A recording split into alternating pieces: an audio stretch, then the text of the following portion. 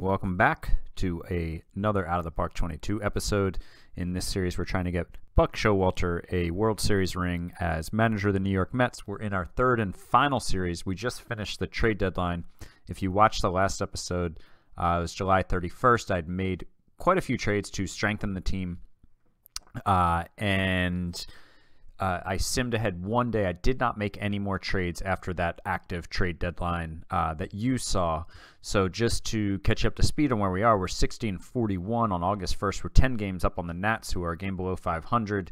Playoffs don't really seem in question at this point. Expanded standings-wise, we're looking pretty good. We're +2 of our Pythagorean, but the +66 run differential is pretty decent. We're not in the realm of the Dodgers and Padres. Likely teams will have to get through to go to the World Series, but I think our team is stronger now than the team we had most of the season, so hopefully we can make up ground on those teams in terms of how good we are, because I think they're clearly better at this point. We've got – I showed you a bunch of this stuff last episode, but you know the lineup is Trammell, Robles, Smith, Seager, Alonso, McNeil, Turner, Lindor batting 8th, and Real Muto. Lindor with his 114 WRC plus, you know, he coming at 154 and then 132 WRC plus, batting 8th against righties. Against lefties, he bats 5th. Okay, fine. Does he have bad splits? In this season, he is actually much weaker against righties. Interesting. Okay. I wonder if he's been like that the whole sim. I'm not sure. We'll look at that later. So rotation is DeGrom, Gossman, Woodruff, Castillo, Nola, bullpen, Diaz, Birdie, Pomeranz, Canley, Anderson, Barlow, Presley, Rogers. I mean, this is a freaking all-star pitching staff. Earned run average is first in the majors. Starters ERA is first. Runs allowed were first. Bullpen ERA is 6th.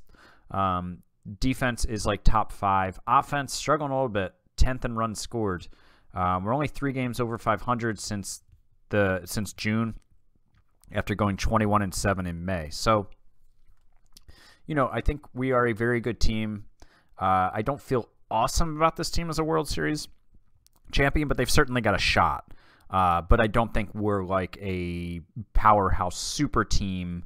I mean, we do have ridiculous big names. But when you stack us up against the Padres and Dodgers, you know, I think we're going to have our hands full. But we're in the hunt. We're in the hunt with them. I think we might be able to do it. So in this episode, we're going to go through at least the end of the regular season, maybe get into postseason. We'll see how far we get. But I'm going to sim ahead here a little bit, but that's where things stand on August 1st. All right, simmed ahead a month here. We're September 1st. You can see we went 20-8 in August. Runs scored, we're up to 8th. ERA, we're still first in everything except the bullpen ERA, which has moved up to 4th. So you'd think, wow, things are going great. What a great time to be the Mets. It's not a great time to be the Mets. We've had some injuries. I don't know if I'm ready to talk about it, but we're going to talk about it. Francisco Lindor is out for 6 to 7 weeks. He went out on 8/29, which was just a few days ago, about 60 seconds ago. He's out for 6 to 7 weeks with a herniated disc. He had been having a rough month at the plate, but he's Francisco Lindor. He's on pace for almost 5 WAR. Then Jeff McNeil on 8/27, so they're injured on the same day. He went out with a fractured thumb. He is out for 6 weeks. So we're looking at, what are we looking at? I mean, you know, they could be back. We could, you know, I think it's going to be iffy on if they're back for the first round of the postseason. You know, I don't think the regular season is as big of a deal. We're up by 15 games. Like, that's a pretty hard lead to blow. But it sucks to not have 2 of your best hitters. They're going to be coming in off of like 6 to 7 weeks on the shelf.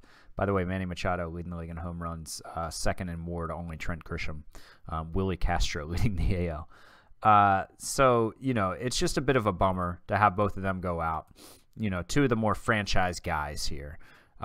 Taylor Rogers out for 2 to 3 months. He has a partially torn labrum. We are about to get some guys back, though. Wait, DeGrom. Okay, I saw that day-to-day injury. I was like, no, we cannot have any more of this. We have a couple guys on rehab assignments in Syracuse. Mike Clevenger is down there. He's pitched 3 games. I think it's time to call him up. I actually meant to call him up sooner. And where did Peterson go? Oh, here Peterson is. He's pitched 4 games. Now he's been out the whole year. Man, it looks like he took a bit of a hit, eh? I guess just his stuff went down, and his velocity went down too.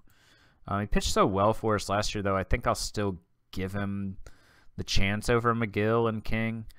But yeah, so we're going to call both those guys up. And in terms of making room for them, Doxicus can go down. And I guess I hadn't really thought of this. Oh, rosters are expanded. Never mind. We don't need to send anybody else down. We can keep him up too. Yeah. Okay. Right. So Clevenger's going to come up. Promote him to New York. We'll call up Peterson too. And let's see what Buck thinks of our staff now. So Clevenger's going to come in. And to the bullpen goes reigning Cy Young, Luis Castillo. Okay. I don't know how I feel about that. I think I'd rather see Nola in the pen. He's pitched much worse. Yeah, we're going to have to... let's see if we can just force it with this. Force roll, starting pitcher. And now he puts Woodruff in the pen. So I guess I'm going to have to go here and say force roll reliever to Nola. Oops. And then that way I can take that forced off of Mr. Castillo here. None. And let's see what he does. Let's see what old Buck does now. Okay, so Nola's just a long reliever. Sorry about it, man. This 4-year deal is not looking good. So we got DeGrom, Clevenger, Gossman, Woodruff, Castillo. Peterson he's got just as a specialist. Doxicus is up as a long reliever. We still got Pomerantz too. So we got 3 lefties. We got 15 pitchers. Maybe I'll keep it as that. I don't know. I guess I could send down one of those guys to bring up another hitter, but I don't know that I need to. So we called up Jake Fraley, who I had claimed off of waivers on opening day for basically minor league outfield depth. I didn't feel like I had enough of it if I had any injuries, and, well, here we are. I've never seen a 96 WRC plus and a 226 OPS plus. Now, it's 4 plate appearances. That's why, but what? So... yeah, how is it possible for these 2 things to be that different? That's crazy. So I claimed him off of waivers, and then I snuck him through waivers, and he was down in AAA ripping it up this year with a 126 OPS plus 4.1 WAR. And he came up with the McNeil injury, and he slides right into right field. Over Mauricio, over Benintendi, over Taylor. So that was Buck's decision. And then we called up Villegas when Lindor went down. And since he's got the 70 infield range, he, I guess, is going to be our starting shortstop for now. He wasn't doing really anything in AAA with the bat, just a 63 OPS plus, but his defense is good enough that we decided to make him the guy we called up. Because otherwise, if we called up another kind of utility infielder type guy who wasn't that good defensively, which was most of our other options, we were looking at Ronnie Mauricio and his 55 range at shortstop. Now, I could have been like, no, I want Seager there with his 65 range, Mauricio at second base. But I think ultimately we're probably a stronger team with Villegas at defense because Mauricio's bat, well, he's been on a roll here. These last 4 games, his bat is now 16% above league average. It was exactly league average when I was thinking through these decisions. So I figured the league average bat with kind of below average shortstop glove was not preferable to the basically bad AAA bat but an all-star caliber defensive shortstop. So Villegas has the best tool with his defense, so we're going with him. So we'll hopefully stay healthy here the rest of the way. You know, we'll see how it goes. We'll forward up towards further into what am I saying? Further into the regular season towards the postseason here. Okay, I've only gone ahead a few more days, but I saw a crazy stat on Taylor Trammell. Let me see if it show it here. Yeah, so I was like, oh, you know, I stole him from Seattle, traded for him from Seattle when he had 27 steals and he's still on the league leaderboard. And then, like, all of a sudden he crept onto the league leaderboard here in New York. And I was like, well, I just traded for this guy in July. He has 26 steals. Indeed he does, apparently. In 35 starts, 37 games, he has 26 steals with 2 caught stealings. Now, you know, across a full season last season, he stole 31 bases. He stole 27 across 91 games for Seattle, 24 for Seattle the year before. Man, I guess Buck is just running this guy every time he gets on base. That's awesome.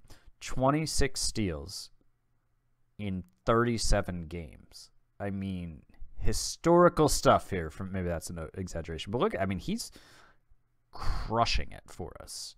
2.3 WAR in 37 games. He's on pace for 6.8 WAR, and that continues to tick up his pace. Obviously, the total WAR continues to tick up, but the pace continues to tick up. I mean, he's just crushing the ball. A 426 on base, a 449 slug.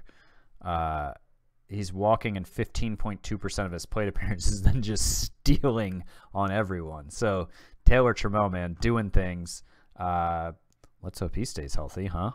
All right, I'll skip ahead a little further now. All right, we're at the end of the regular season. I guess I can show you the standings first. 98 and 64, which was the second best record in baseball to the Dodgers 105 and 57.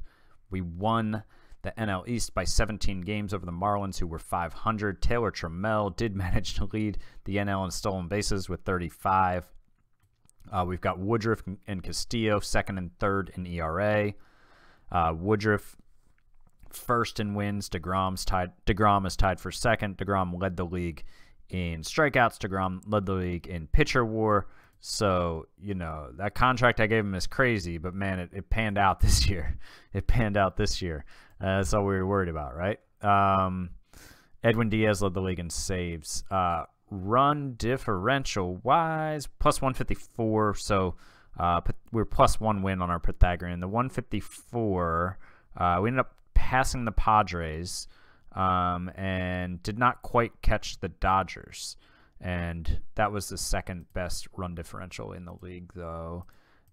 And it was really fueled by our pitching staff, first in ERA, first in starters ERA, third in bullpen ERA, first in runs allowed. I mean, look at all this. It's crazy. Second in zone rating, third in defensive efficiency, 10th in runs scored. Of course, some of that is that we lost a lot of key players for like the last month of the year. You know, our offense wasn't great, but then we made some upgrades, and we're starting to move up a bit in runs scored, but then fell off when Lindor, McNeil went out. Real Muto actually ended up missing about 2 weeks. Mauricio is out long term, so more injuries hit. We went 14 and 12 in September, 4 and 3 in October. So like I said, there were more injuries. So Lindor and McNeil, so yesterday was the last day of the regular season, and they are eligible to come off the IL today. So they're both going to be coming into the postseason with some rust, but we're going to have them both back. We got to set up that postseason roster shortly. So Mauricio is out for 4 months. He tore his labrum. Disappointing end to his rookie season. Was league average with the bat. You know, he was fine. He didn't get an opportunity to play every day. He only got 46 starts, 217 plate appearances. Looks like he was maybe okay with the glove. I didn't really look at his how he was doing. He played too much shortstop. 26 games, 16 starts is too much at shortstop for his defensive abilities. So it doesn't look like he's great anywhere defensively. At least he wasn't this year. Scott Barlow is also out with a torn meniscus. So now what we need to do is get Lindor and McNeil on the active roster, so then they go on the playoff roster. I am sure that the playoff roster that the AI has set is nowhere near what I will want. You know, how did Jake Fraley do? So Jake Fraley did okay. He's really good defensively. Why I'm saying this is because Chris Taylor had a miserable season. I don't think we can't put him on the postseason roster. I think Fraley's making it over him. So how many pitchers do they on the postseason roster? They have 13 pitchers and 12 hitters. Oh, because we're one short. So we're gonna put another pitcher on, but it's almost like I don't know. They left off some good pitchers. We'll figure out who in a minute. So obviously we need to put McNeil on the postseason roster. I think we need to take Chris Taylor off the postseason roster, and then that'll make room for Lindor. And so everybody's back now. Let's see. All right. Yeah, I think Villegas is a good option here as the backup because he can play everywhere well defensively. I think Fraley is an upgrade over Taylor, who's been terrible this season. Benintendi really didn't do anything for us. Maybe, you know, actually maybe given Taylor's defensive versatility and Benintendi's limited defensive abilities, as well as just not that. I mean, he's a league average bat. Yeah, actually, I'm going to leave Benintendi off. I'm going to put Taylor on. That seems like a much smarter decision given Taylor's versatility. Not that he's great anywhere, but Benintendi's not good anywhere defensively either, so who cares? Let's see. Update all depth charts. Yeah, this looks right. So Trammell, Robles, Smith, Seager, Lindor, McNeil, Alonso, Turner, Real Muto. All right. And just in terms of who ended the season, how Trammell led the league or led the team in WAR and WRC plus. Seager had a good season. Obviously Lindor's WAR, who else? McNeil's WAR both held down by their injuries, but pretty disappointing WRC plus season for Lindor. OPS plus was a little higher. McNeil was good. Robles, disappointing season. League average player, couldn't even be better. Alonso, man, if just not good enough as a full-time DH to be a 106 WRC plus guy. Just not good enough, Pete. Villegas actually ended up pretty good, man. Like pretty much about a league average player with the bat, and he's excellent with the glove. Dom Smith, not good enough. Obviously, Barnhart and Taylor were not good. Pitching side of things, we already saw Jake DeGrom tore it up. Castillo, great season. Woodruff, great season. Edwin Diaz with 3.7 WAR in 66 innings, 4.3 R WAR. He had a 1.22 ERA, a 1.60 FIP, a 37.3 strikeout to walk percentage. I mean, crazy season from him. Gossman was okay. Clevenger, for us, he only got 7 starts. His FIP was not very good at 4.64, but an excellent 2.45 ERA. But he walked a ton of guys. He didn't strike out many guys. Hopefully he can be better for us in the postseason.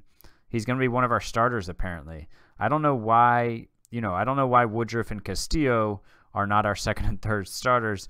That seems a little nuts to me. I'm not too comfortable with that, Buck, but you're the manager. I'm going to let you do this. But, like, Gossman over Woodruff and Castillo is nuts. Like, Woodruff is a borderline Cy Young candidate. Castillo will get votes too. Okay, sure. I mean, they'll be lights out of the bullpen. You can bring them in for like 4 innings at a time. If I'm managing, I do that. But Buck's going to bring them in like for 1 inning at a time.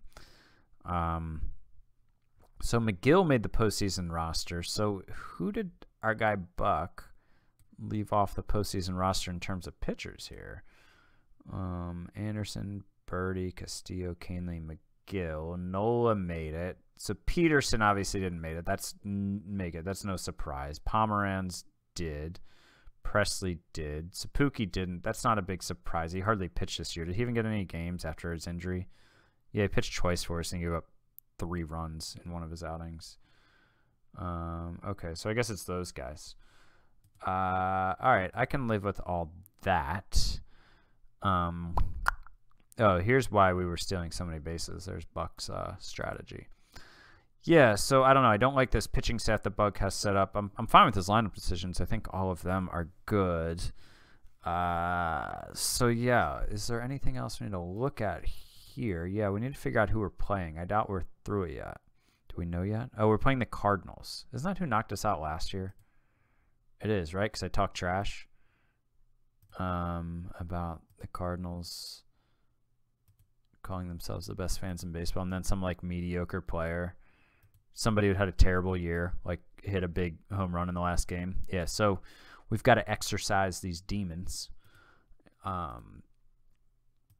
Let's go to the playoff tree. So the Padres and the Giants. Oh, the Mariners made it. Who all did we trade to them again? Christian Yelich. How'd he do? Below league average. We traded somebody else pretty good to them too. Who was it? Carlos Correa. Just about league average. So neither of them did much. Well, thank you for trading us your excellent players. We appreciate it. Julio Rodriguez had a great season for them. But he's a DH instead of playing in right field. Who's the right fielder? Oh, Kelenic is playing in right. Got it. Interesting. Okay, so let's go ahead and just sim ahead a little bit here. Just get the postseason set, right?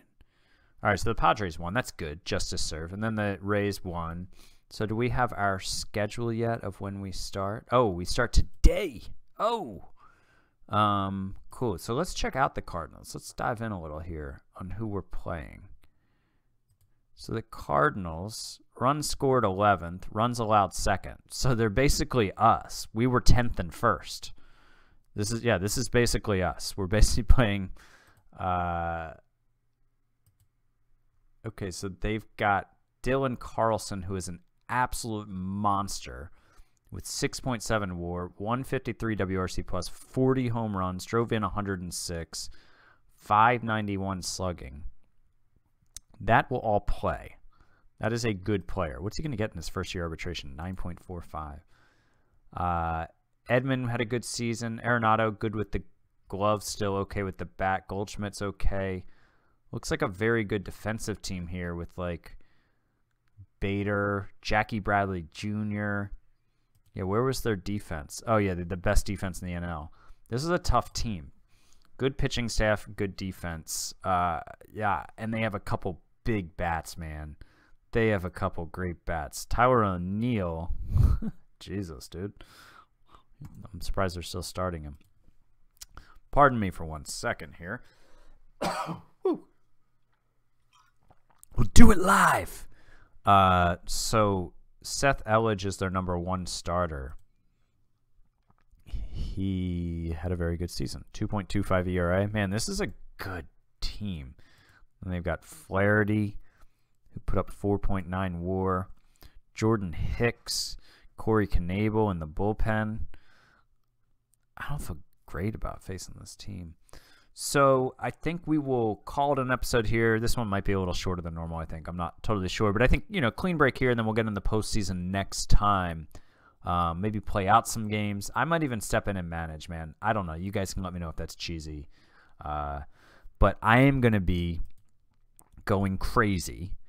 Oh, I forgot we go to the 4-man rotation, right. It was like faking that we're in the wild card round. So still crazy that Woodruff, who might win Cy Young, is in the bullpen, because I am going to be going crazy when Gossman is on the mound in like the 4th or 5th inning at 89 pitches and Woodruff is sitting there waiting to come into the game in the 7th. I'm going to go crazy.